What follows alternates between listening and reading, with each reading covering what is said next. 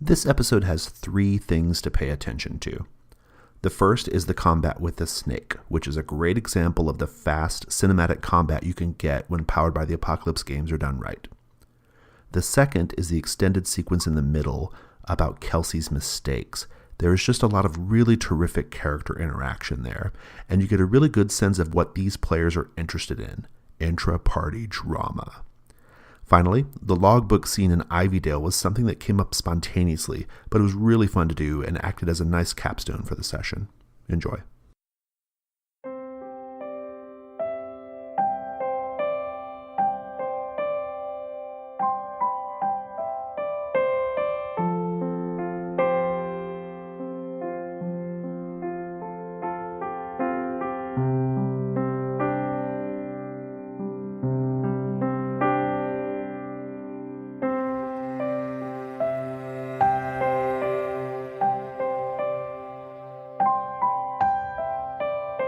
While you guys in the middle of this conversation, you hear a very, very distinct sound just like nearby sound.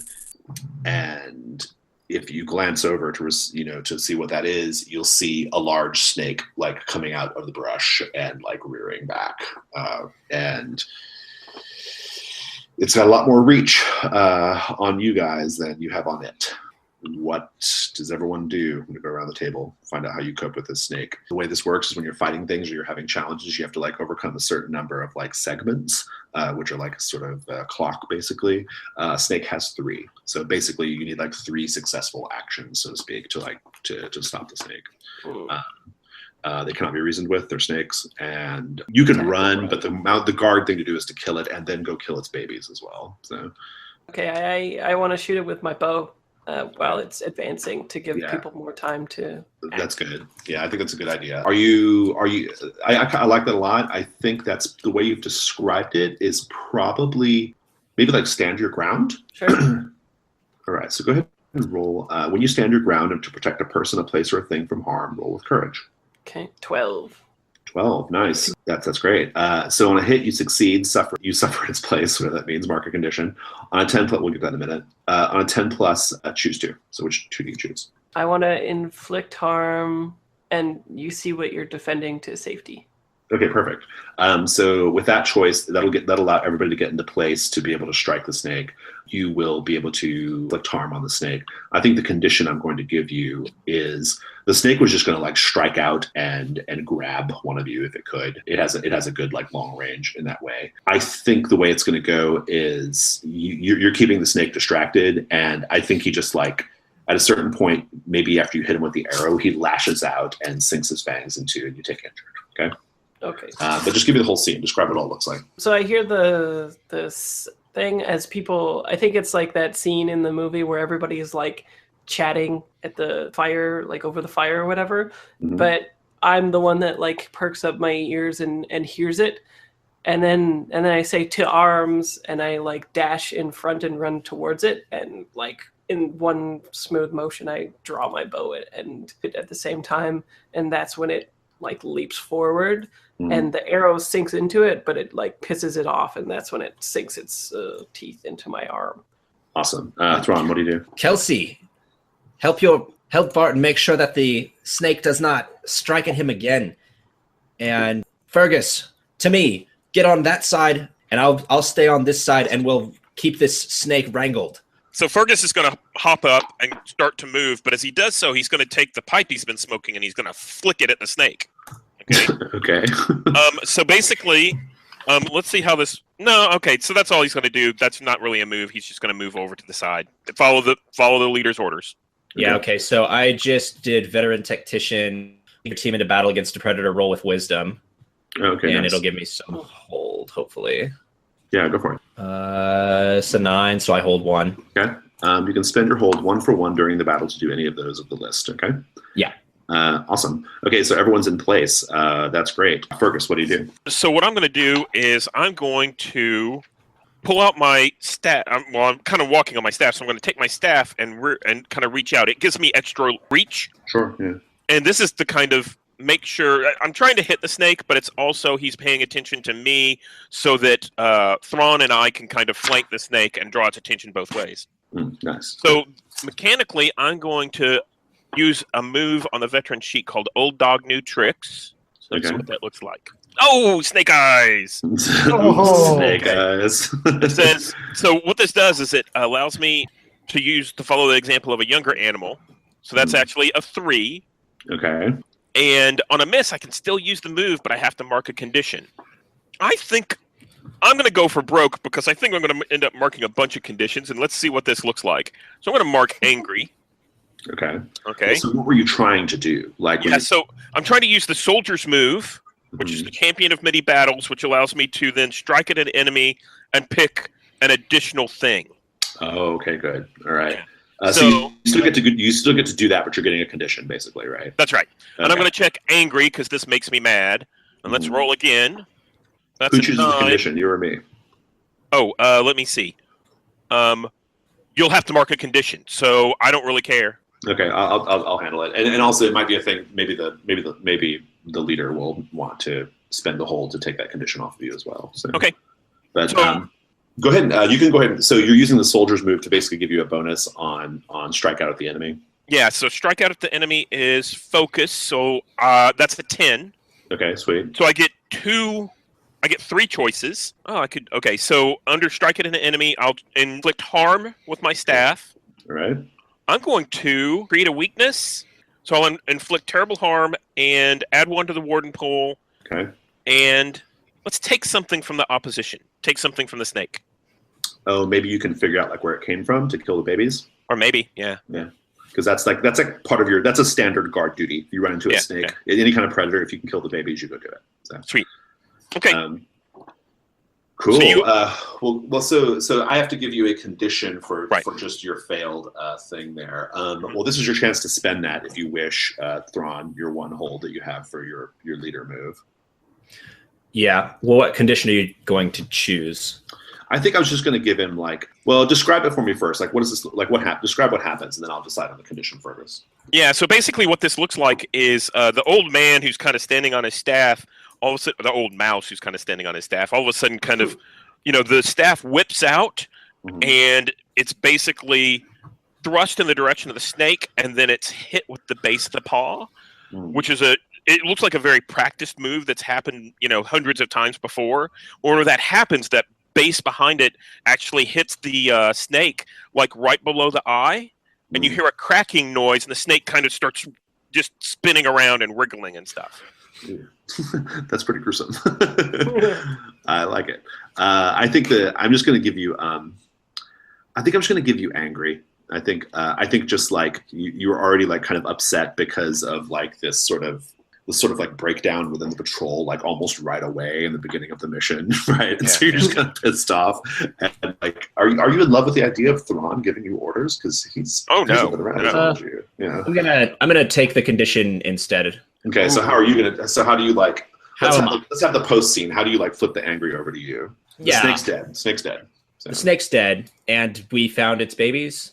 You will. That's kind of the bonus I'm giving. You can locate it later. So. Okay. And I just turned to Kelsey, and I'm like, "Well, no bread, and you missed the big snake." Since the snake got disabled and I wasn't sure if it was dead or not, I definitely took my axe and sunk it into the snake's neck. It wasn't there earlier. And is that when we find out that Fergus has also found their nest? I think so basically if you guys wish, you can find the snake's trail, basically, where it came from, which will lead you to the nest. So, okay. If you wish to go deal with that. You guys are kind of in a hurry. You're supposed to be getting to Spruce Tuck as fast as possible. But it's also sort of just standard guard duty too. So it's up to you. Fergus, that was a pretty badass move, smashing the snake in the eye and then stirring it around until it was dead. What color is your cloak, and what does it stand for? Color of my cloak is this pale blue, and I picture it kind of as so pale that it's almost gray. And whenever asked about it, I tell the story, out in the, one winter we were sent out on a mission, and the story changes, from time to time as I tell it. And it's, it was so cold that one of the other guards' mouths froze solid overnight. And it was so cold that the snow was up past our head and we had to tunnel through it like moles. In reality, what this was whenever I went on one of my first assignments as a Tenderpaw, was a long trip, and we were sent to the north of the territories, and it was late in the fall. So winter was coming, and it was my job to pack the winter furs so that we could get back, and I forgot them. And we found this out while we were out there and out past that.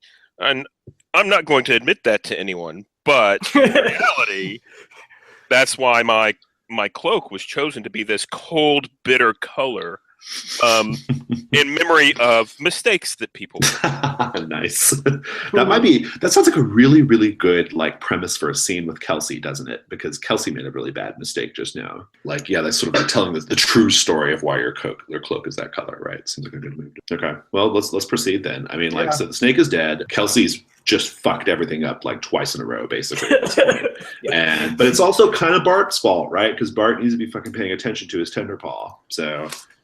I mean, Kelsey has harsh words loaded. I'm berating you. Let loose. You know what this has taught me, Thran? You know what this has taught me? All right? Is you don't go off mission. You don't go delivering clandestine packages, I say, pointing at Fergus. You don't go acquiring useless things, I say, pointing at Bart. You don't go giving your tenderfoots ridiculous assignments to find lizards. Well, we found a damn lizard, boss. You happy? We found a lizard. All right. So is there any more secrets that we have that'll blow up in our damn faces, boss? Like, what did the matriarch tell you? What was so You're right. You're secret? Right. You don't go off mission. You get the bread. You find the reptile before it finds us. Bart, with me. We're tracking down these eggs right now. Okay. Bring back one of them to eat, maybe. I say, and pull out my axe from the already dead snake. So Bart like grimaces as he gets up and he says, "I think it's fair that we've all paid for our mistakes so far. Perhaps now is the time for coming together and proceeding as one." And he like takes his paw away and there's like blood on it, right? Yeah. And he's like, "And I'll leave you all to think about that. Let's go." So there's not going to be any kind of role involved because you guys are able to track, you're able to find the snake's track back to the nest, or tracks back to the nest easily enough. I just want a scene between Thrawn. I want to frame up a scene between Thrawn and Bart, who are going together to smash up the eggs. I want this scene to be happening like while you're literally smashing up eggs in the nest. This is also a recuperate role for me. Okay. So because you're kind of like getting over your anger or whatever. Yeah. Okay. I'm into that. Let's just do it for me. Let's have the scene. So you're smashing up eggs with Bart. Yeah. And I say, Thrawn, you're right to be angry. I need to do better. Kelsey needs to do better. But I think internal strife will help nobody. And I just take the haft of my spear and just like crack an egg. And I'm like, Bart, I need you to get that Tenderpaw a little more under your thumb. This is ridiculous. I trusted the Tenderpaw with 2 simple tasks, and this is supposed to be the mission where they earn their cloak. Not going off to a good start. They're closer to a dishonorable discharge. But I agree that we've strayed, and I will talk to Kelsey, and we'll both do better. But we need to remember that everyone makes mistakes. The reptile I can excuse. Sometimes they're pretty clever. Sometimes they're pretty sneaky. But the bread, why didn't Kelsey find the bread? What was Kelsey up to? Well, she did say something about clandestine activities, and I sort of like try to make you like it's a thing to try to make you laugh, right? Like to chuckle while we're doing it and have some mirth. Yeah, and I just like smash a couple more eggs, and I'm like clandestine activities. She was following one of our most seasoned veterans. What did she think he was getting up to? Go ahead and roll recuperate, Tron. All right. You're blowing off steam, so roll focus. Okay, so we are so 8, so I can mark it off. Okay, cool. You can take that off. Cool. Let's cut back to Fergus and Kelsey. Back while they're smashing snakes up, I want to see with just the two of you, like, kind of how's that going? So Fergus basically, as the two of them kind of wander off into the, following the trail and everything, Fergus takes the end of his staff and kind of raps Kelsey on the head and goes, girl, come sit down. And come over here, and they sit down kind of on this, rock where he'd been sitting originally. And he says, you got to keep your head in the game. Now, we all understand that things happen. And, you just have to do the best that you can with the circumstances. Now we're all going to be real hungry. And, you made a mistake with the not finding the snake, not finding the danger. Do you know who really paid that price? Who paid that price? Was your mentor. That's right. And he's not looking real good. He's going to need some help. And I think that you need to help him and keep your head in the game and understand, what we all need. The rest of us, I think we can all take care of ourselves and we'll make it through. But I think you need to pay more attention and think about what the rest of your patrol is going to pay if you make a mistake. So just concentrate. Think about it. You've got it in you, I know. I think I understand. I got so focused on individual things, I missed the bigger picture. I was so busy looking for every little thing that I missed the snakes. I was so busy trying to check up on the teammates that I forgot the most basic thing. Yeah, I'll try to bring in the bigger picture. Good. See the forest for the trees. Fergus kind of leans over and pats his paw arm and says, it'll be okay. Just do your best. You guys come back. You've smashed up eggs. That's all good. The rest of the journey to Ivydale will proceed without, it's still going to be like a sort of slog, especially for the Trailblazer, but you're going to get to Ivydale fine. Well, can I forage, though? Can I teach Kelsey how to forage? Oh, yeah, that's a great idea. Yeah, otherwise you guys are taking starving. So, yeah, if you want to do that first, that's fine. This will be like the next morning, I guess, right? Yeah, and I'm picturing it as like a teaching moment, too, because my arm is injured, so I literally have to, like, talk her through how we, like, look for things in foraging and all that kind of stuff. Nice. Do you have that move, right? The hunter-gatherer? Yeah, hunter-gatherer, Yeah. Cool. Let's read it real fast. When you forage for food or medicine, roll with nature. On a hit, you find enough for a good meal or medicine for you and your patrol, your choice. On a 10+, you find plenty of both. Well, that's good. That might help with the injury, too. On a miss, you find it, but stumble right into trouble. So go for it, yeah. 11. You get both. You got medicine and food. You want to just kind of give us a little bit of, kind of summarize it for us? So I think what happens is there's like a scene where like the sun is just coming up and shake Kelsey awake before the others get up really early. And I say, let's get everybody into a good mood. And then we go out and look, and it's just like a sort of montage where I'm saying, like, shake my head at like the mushrooms that will poison you, and like nodding at like the nuts and stuff like that. And then as we come back, nuts good. That's good, yeah. Yeah, we found like a squirrel's treasure trove. Just raided.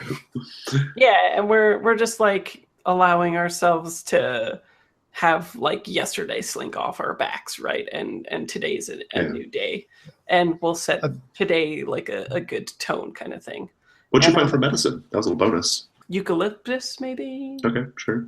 Yeah. That seems to be what everybody has when they rub it on themselves, and it makes them feel better. And I think that's like high up, and so you can't reach it. So we get to have a scene where you see my character using her civilian training, which was, I don't know, family has axes. So I'm thinking like lumberjacks and things. So I take a sash and like work my way up a tree to get a bunch of the leaves and pluck them and drop them down for you. Are you saying that you're the Canadian mouse?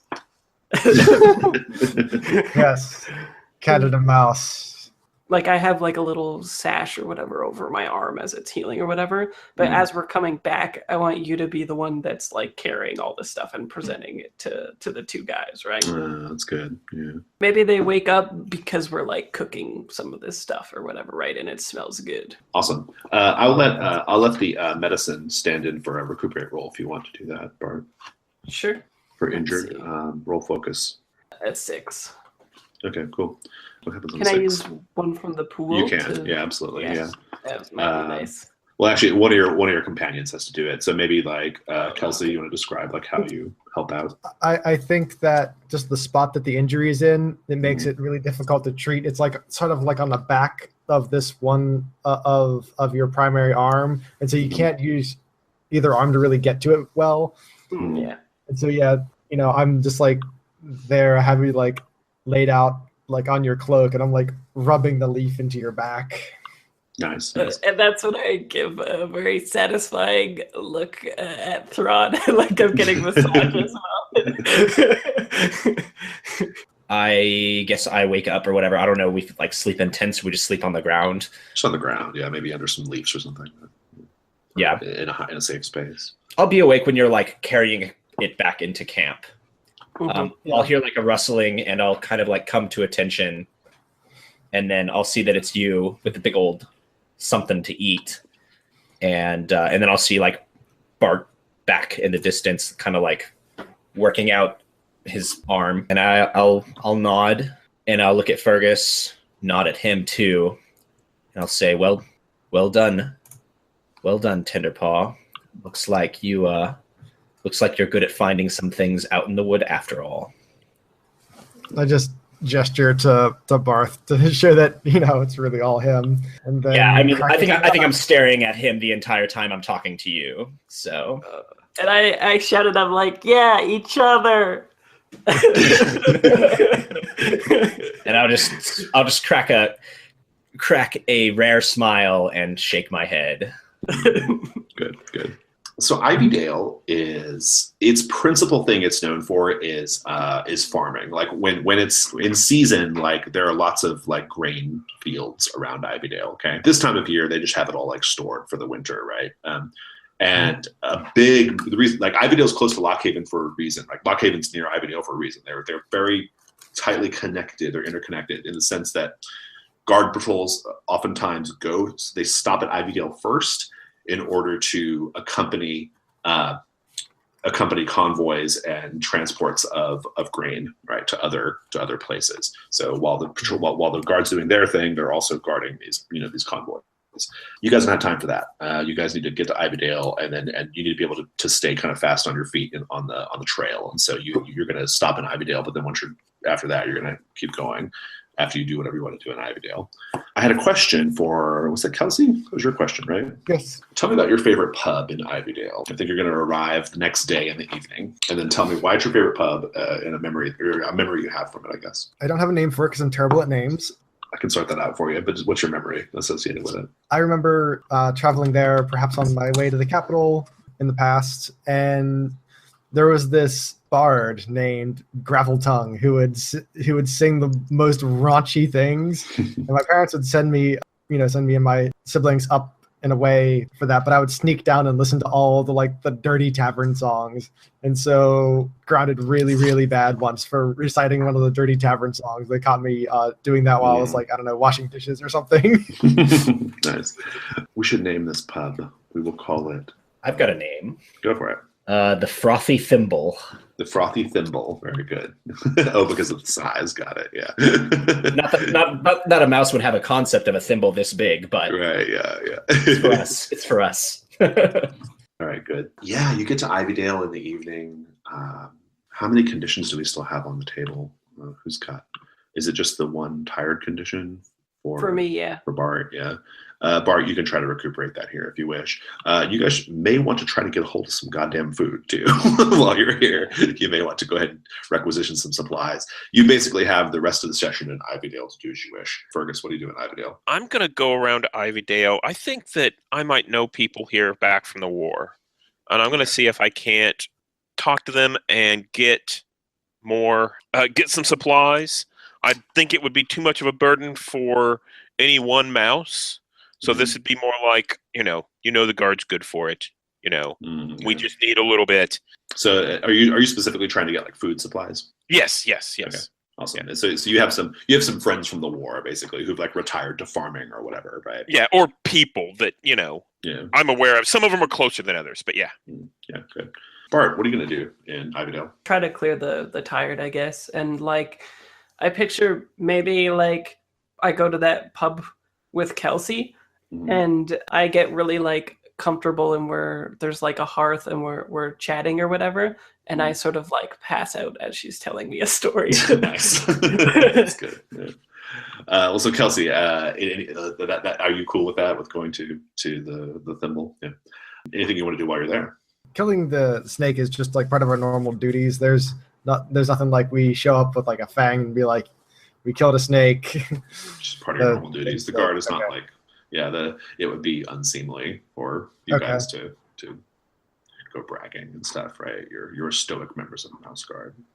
I think I kept part of the acorn meat, and I would perhaps share that to a local food vendor and say that I found a squirrel's trove, and it's more food than me and my team can really use, and certainly more than we can transport, but it could benefit you. I'll try to trade that information for some actual food. Yeah. So that might be a good like help roll for Fergus if he needs it. So I think it's a good justification for aid if he needs it. What about you, Thron? I'm reporting to the local barracks to like, I think that we like keep logs whenever we travel through, so that like in case we ever turn up missing, where's the last place we were? Right, exactly. Yeah. I report that we found a snake's nest and we took care of it. We write that down in the log and give a general idea of where it was, so everyone knows. Like if there was a report of a snake, we probably took care of it. And then I ask like and check the logbook for any reportings of like other like lizards or reptiles that might be further down the road. Yeah, that'll probably provoke some sort of roll. We'll deal with that. Let's do that first. While you're noting the log, I think maybe one of the things you also do in this log is you make note of like essentially like commendations, like who behaved exceptionally out in the field and that sort of thing for the future, right? For whenever Gwendolyn or whoever is like, going through these things and determining like who deserves commendations and awards or whatever. What do you note about each of your companions? Take them in turn. All right. So exceptional service by Fergus in slaying a snake. Purple paw ribbon for Bart. Wounded in the line of duty. Right, indeed. Yes, that's good. Adequate performance by Tender Paw Kelsey. Adequate, that's good. That seems pretty good, all things considered. I'll take it. If you don't mind, I'd actually like to do a little bit of a flashback. Sure, yeah, of course. So basically, while we were back with, while Kelsey and I were talking, we got up and we went over and we basically milked the snake. You get a little bit of poison, and this is something we're supposed to do because that snake poison, it's not easy to kill a snake, and we're supposed to turn in poison if we do because it's worth something for making medicines and stuff. Well, and in fact, you guys are supposed to go there to like negotiate with Ambrose and Spruce Tuck for more scent, right? Even though he's probably responsible for you guys losing the scent that you had. He's probably responsible for the sabotage. That might be a good, like, the chemists and Spruce Tuck would almost certainly like that, right? Yeah. So I'm going to gather some of that in vials. So you think we should keep it with us? That makes more sense? I think so. It's going to be much more valuable in Spruce Tuck because there are people there who care about such things, right? Okay. Like, who can use it. So that sounds good. Yeah, that's a good idea. Yeah, you can put that in your gear. So real quickly, Thrawn, you were looking for like notes of like lizards or whatever, like maybe places where lizards might be No patrols have gone out all season because you guys are just coming off winter. So it would be somewhat old information, but it might still be useful. Yeah, but I mean, if we know anything about reptiles, it's that they freeze in the winter, basically, Right. and thaw out in the spring. So if they were marked in late winter, they are probably still around the same spot. Yeah, I think that's right. I feel like there's got to be a role here. Let's see if there's a move that makes any sense. What about get your bearings? What are you on the lookout for? What's Can you happened take here a moment recently? to get your bear. Oh, that's perfect. Yeah, do that. Roll get your bearings plus wisdom. Okay. Yikes. No bearings. You're going to learn something that is the last patrol to go through to patrol this area, who kind of made Ivydale their sort of like touchstone or whatever. The last patrol indicated that they had been dealing with a fox, okay, in this area. A real problem. Foxes are difficult for a patrol to kill. It can be done, but it's hard. Usually what they do, though, is they just sort of like try to redirect the fox, or like, get the fox away. Winter set in without them doing that. And so that fox is still out there, presumably gone to ground for winter, but it's an issue. Okay. So keep that in mind. That's funny too, because that question that you asked me, that's what I was worried about. Because really?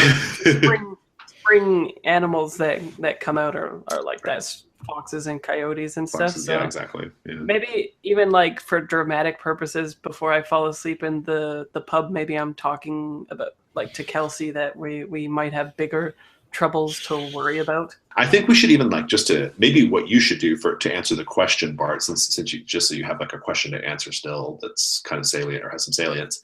Maybe this fox, maybe it's so notorious it has a name, like the guard has named it. It's that much of a problem. It's that much of a menace. Okay. Let's go with like it being whatchamacallit, Renault, the fox trickster. So it's like, yeah, like it's so notorious that it has a label that's like steeped in, mythology now. So like a trickster sort of name, or do you want to literally call it Renault? Okay. Yeah, Renault the trickster. It's from Fables, and maybe it has like one yellow eye or something, and that's how you know. Maybe, or if you want to tell that, if you know it now, you can tell that tale to Kelsey. It might be a great like at the bar.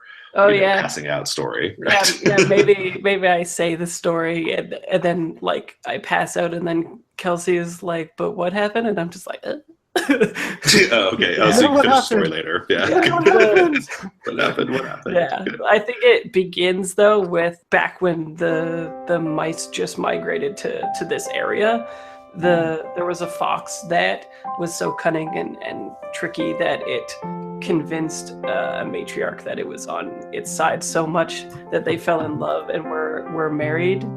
And then when the fox brought the matriarch to its home, on the outskirts of the scent border, the hole was completely dark, and then that's when I fall asleep.